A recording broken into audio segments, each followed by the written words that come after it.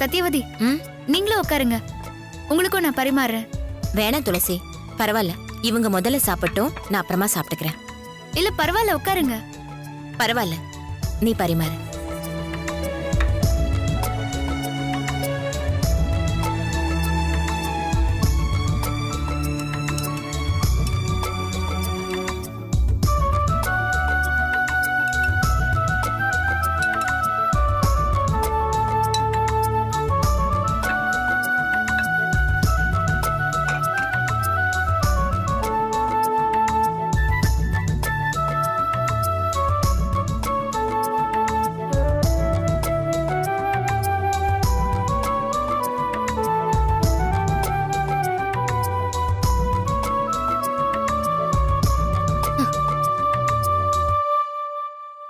யார் சமைச்சது?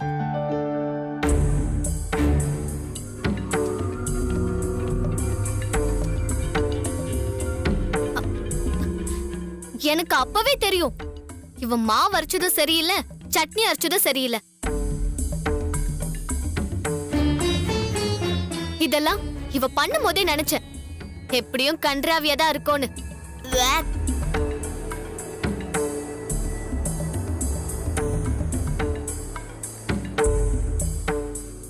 ஏய், உனக்கு எதுக்குடி இந்த தேவையில்லாத வேலை?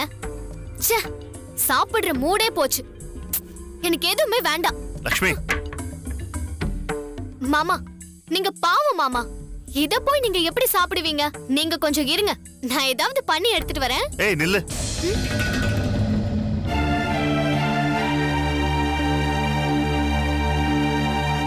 இப்ப நான் உன்கிட்ட சாப்பாடு நல்லா இல்லைன்னு சொன்னேனா?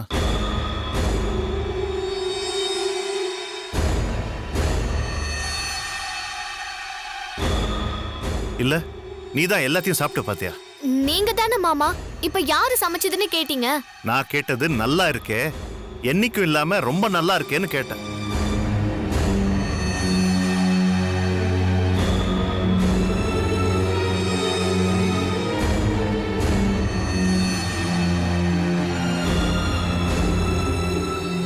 நான் என்ன சொல்ல வரேன்னு கூட தெரியாம உடனே துளசி மேல ஏன் பாயற?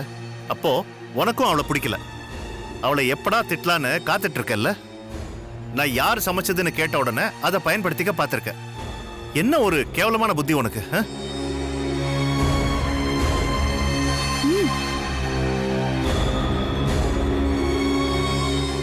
ஆமா, நீ என்ன எப்ப பார்த்தாலும் துளசியை குத்த சொல்லிக்கிட்டே இருக்க? முதல்ல உனக்கு சமைக்க தெரியுமா?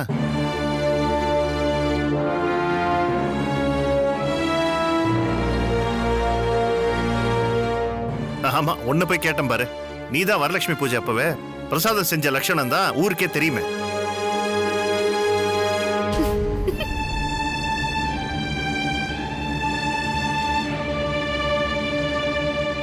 குத்தம் சொல்றது ஈஸி, ஒரு விஷயத்த முழு ஈடுபாடோட செய்யறது தான் கஷ்டம். முதல்ல எப்படி சமைக்கிறதுன்னு யார்கிட்டயாவது கேட்டு தெரிஞ்சுக்க.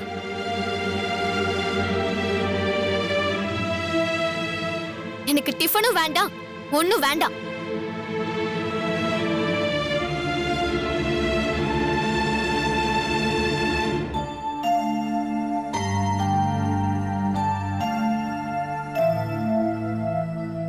ஏங்க, இப்ப எதுக்குங்க அவளை திட்டினீங்க? நான் எங்க பைரவி திட்டினேன்? அவளை சமைக்க கத்துக்கன்னு தானே சொன்னேன். இது தப்பா? எப்படி இருந்தாலும் ஒரு நாள் அவ சமைச்சுதானே ஆகணும். அதுக்காக தான் சொன்னேன். நான் எது சொன்னாலும் குத்தம் தானா? என்னங்க, ஏங்க சாப்பிடுங்க, நான் உங்களை எதுவுமே சொல்லல. நான் கோவத்துல சாப்பிடாம எழுந்தேன்னு நினைச்சா? பசி வேற, டிஃபன் வேற ருசியா இருந்துச்சா? அதான் ஒரு கட்டு கட்டிட்டேன். நீங்க எல்லாரும் சாப்பிடுங்க.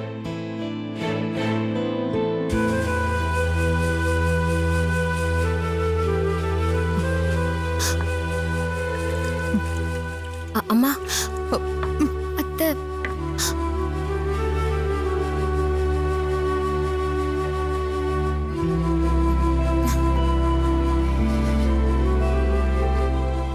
எல்லாம் உன்னால தாண்டி.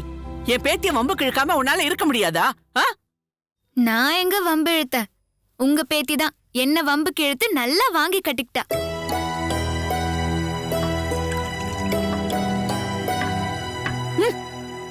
ஐயோ, பாத்து கிழவி, வயசான காலத்துல கழுத்து சூலுக்கிக்க போகுது. நீ திங்காம போனா யாருக்கு நஷ்டம்? நான் நல்லா சாப்பிட போறேன், எனக்கு பசிக்குது.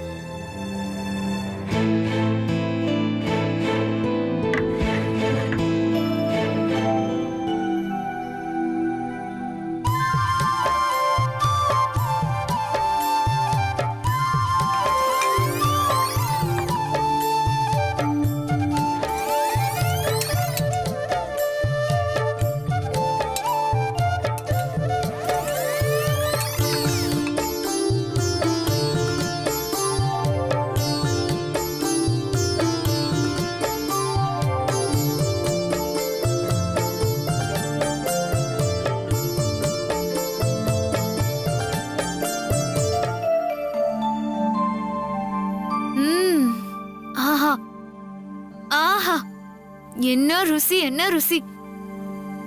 துளசி கையால சமைச்சாலே தனி ருசி தான், தனி டேஸ்ட் தான்.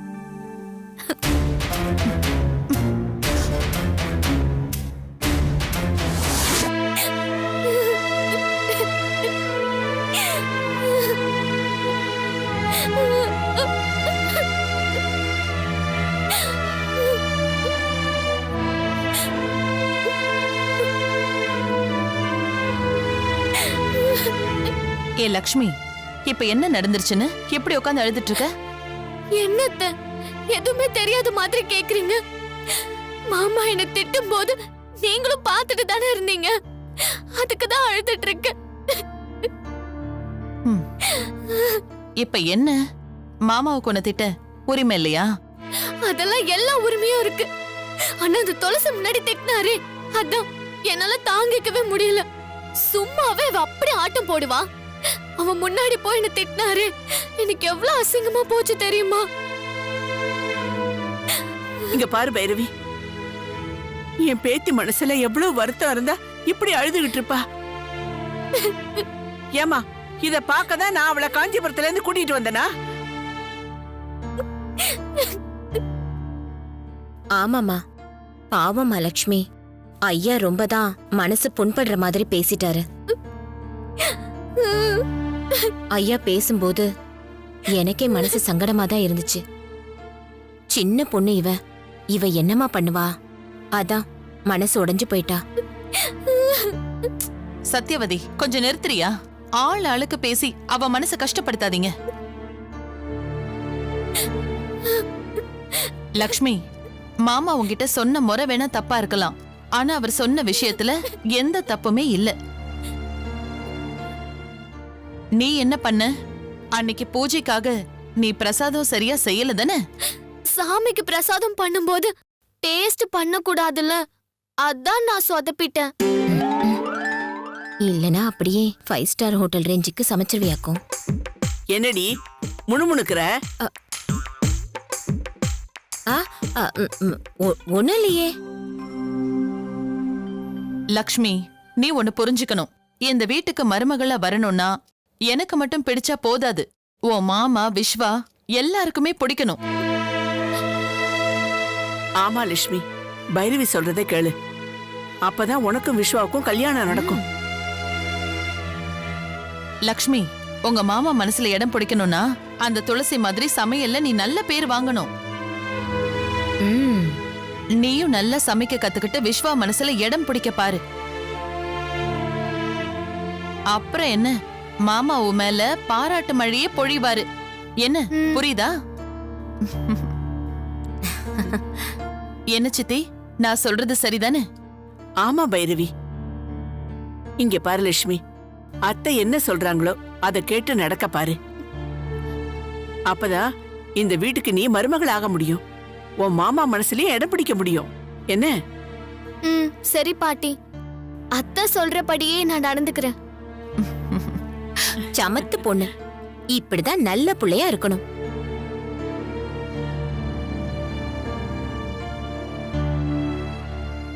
அத்தை, நான் ஒரு முடிவுக்கு வந்துட்டேன் அத்தை. என்னது அது லக்ஷ்மி? என்ன சொல்ற? எந்த துளசி முன்னாடி என்ன அவமானப்படுத்தினாரோ அதே துளசி கிட்ட சமையல கத்துக்கிட்டு மாமா கிட்ட நல்ல பேர் வாங்க போறேன். ம், என்னடி சொல்ற? துளசி கிட்டயா? ஆமா அத்தை, அவதான் சமையல கில்லாடின்னு மாமா சொன்னாருல்ல, அதனாலதான் அவகிட்டயே கத்துக்கலான்னு நான் முடிவு பண்ணிட்டேன். இதனால என்ன வந்தாலும் பரவாயில்ல. சபாஷ் லக்ஷ்மி, இப்பதான் நீ இந்த பைரவியோட மருமக. நீ இப்படி பேசும்போது எனக்கு ரொம்ப பெருமையா இருக்கு. சித்தி, எனக்கு நீங்க ஒரு நல்ல மருமகளை தான் கூட்டிட்டு வந்திருக்கீங்க. பைரவிக்கு மருமகன்னா சும்மாவா?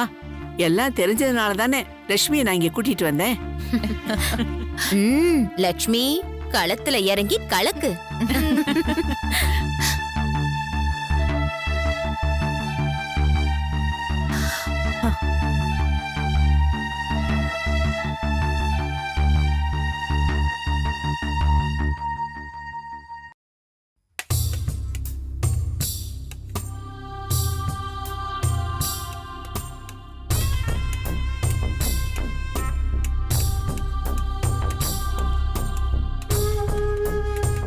இவகிட்ட எப்படி கேக்குறது? வெக்கத்தை விட்டு கேட்கணுமே.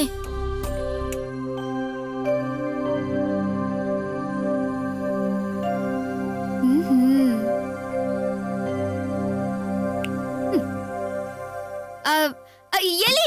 ஐயோ! எலி! எலியா! எலி எங்க எங்க இருக்கு? ஐயோ! எலி! எங்க இருக்கு? எலி! தோ தோ இங்க இருக்கு. வெள்ளை எலி.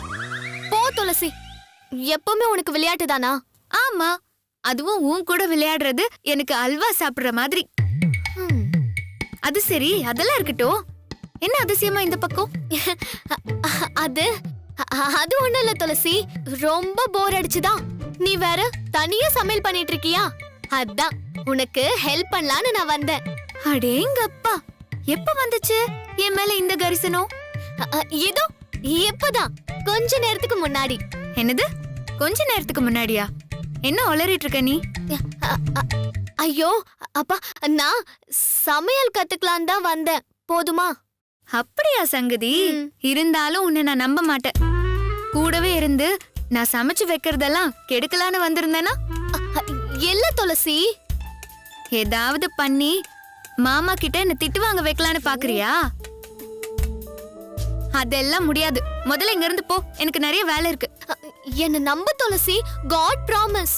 இருந்தாலும் நீ என் எதிர்கட்சி ஆளாச்சே, அதான் கொஞ்சம் யோசிக்க வேண்டியதா இருக்கு. இப்போ நான் உன் கட்சி துளசி. மாமா தான் உன் சமையல் சூப்பர்னு சொல்லிட்டாருல்ல, அதான் உன்கிட்டயே சமையல கத்துக்கலான்னு வந்திருக்கேன். அப்போ உன்னை நம்பலாம், அப்படிதானே?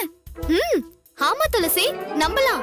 ஓகே, நான் உனக்கு கத்து கொடுக்கணும்னா நான் என்ன சொன்னாலும் நீ கேட்கணும். அந்த ஒரு கண்டிஷனுக்கு நீ ஒத்துக்கணும். என்ன, சரியா? என்ன இது, நம்மள இந்த கண்டிஷனை வச்சு ஏதாவது பண்ண போறாளா?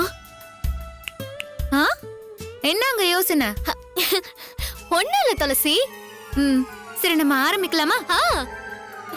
முதல்ல குரு கால்ல விழுந்து ஆசீர்வாதம் வாங்கிக்கோ. என்னது, உன் கால்ல விழணுமா? அதெல்லாம் என்னால முடியாது. அப்ப என்னாலயும் உனக்கு கத்து கொடுக்க முடியாது. சரி சரி, நான் விழறேன்.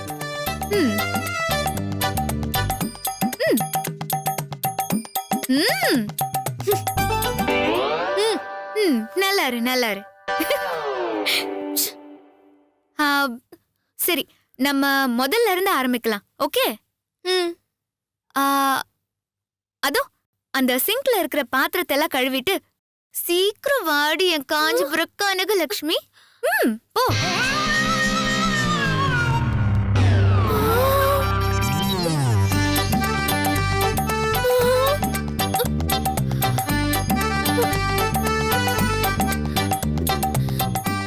எவ்வளவு பாத்திரம் இருக்கு, அதுவும் ரொம்ப அழுக்கா இருக்கு. அழுக்கா இருக்கிறதுனால தானே உன்னை கழுவ சொல்றேன். அதான் வேலைக்காரி இருக்காங்கல்ல, அத அவங்க கழுவிப்பாங்க. நீ எனக்கு சமையல மட்டும் கத்து கொடு. அதெல்லாம் நீ சொல்லக்கூடாது. இங்க நான் தான் குரு.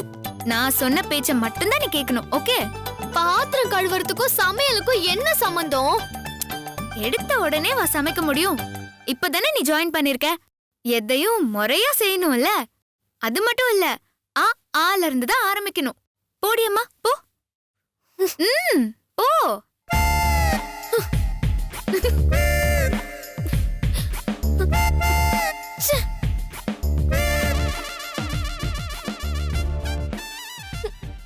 வேக்.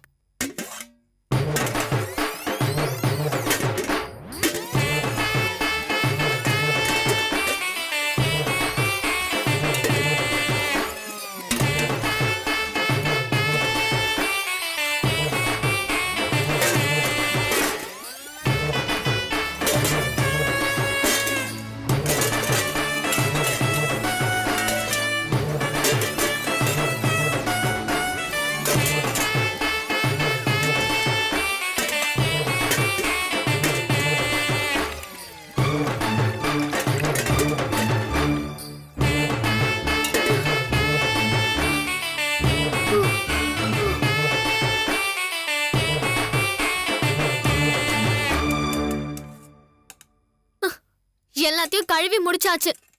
அடுத்து என்ன பண்ணணும்? உன் ஆர்வத்தை கண்டு நான் வியக்க. கொஞ்சம் இரு.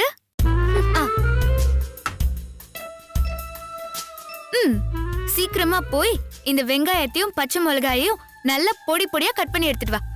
சமையல சொல்லி கொடுன்னு வந்தா நீ வேற வேலையெல்லாம் செய்ய சொல்ற. அட போமா, உன்னோட பெரிய பிரச்சனையா போச்சே. ஒன்னொன்னா தானே கத்து தர முடியும். போ கட் பண்ணு. வேற வழி, கட் பண்ணி தொலைக்கிறேன். போ.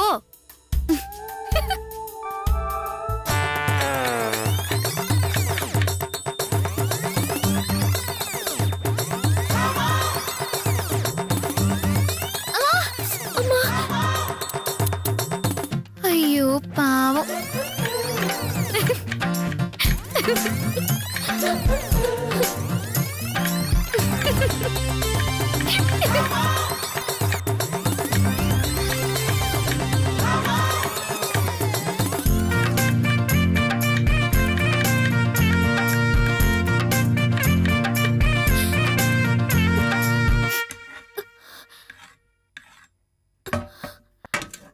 இந்தா, எல்லாமே கட் பண்ணியாச்சு.